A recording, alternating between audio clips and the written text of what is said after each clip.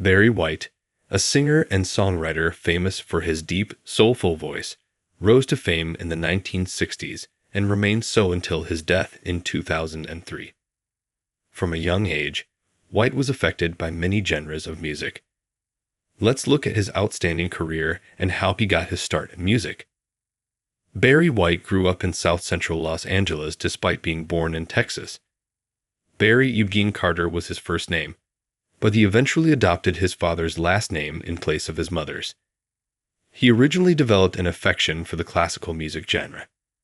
He eventually decided to learn how to play the piano because he was continuously listening to his mother's record collection. Barry White's musical career. It was when White was sent to jail at the age of 16 that turned around his life. While he sat behind bars for stealing $30,000 of Cadillac tires, White had listened to Elvis Presley's "It's Now or Never" on the radio, a song that would change his attitude and eagerness to become a musician. By the 1960s, White had joined several musical groups, including the Upfronts, the Atlantics, and the Majestics, where he and others recorded multiple singles. Yet, his other talent was helping others become great artists through his songwriting and arranging.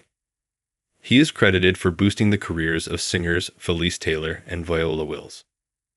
In 1969, Barry White formed the girl group Love Unlimited, which included his future wife, Glovian James, her sister Linda, and their cousin Diane Taylor.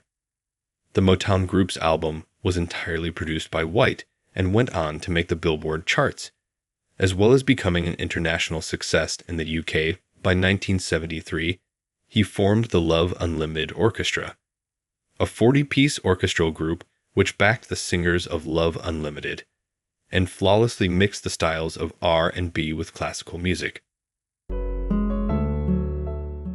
White plays multiple instruments, including piano and drums. Throughout the 1970s and 1980s, White also started focusing more on a solo career.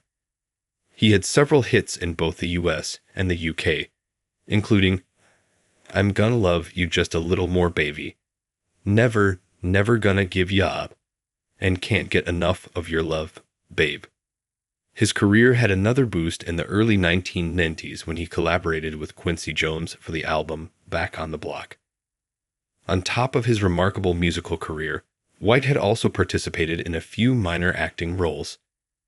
He did some voice-over acting in a couple of episodes of The Simpsons, portraying himself, as well as appearing in 3 episodes of Ally McBeal. White was an eminent figure. In May 2003, Barry White had suffered a stroke while awaiting a kidney transplant. On July 4th, 2003, he passed away in Los Angeles at age 58. He posthumously received a star on the Hollywood Walk of Fame in 2013 and was inducted into the Dance Music Hall of Fame in 2004. His legacy continues as his rich voice is instilled within the R&B, soul, and funk music industries.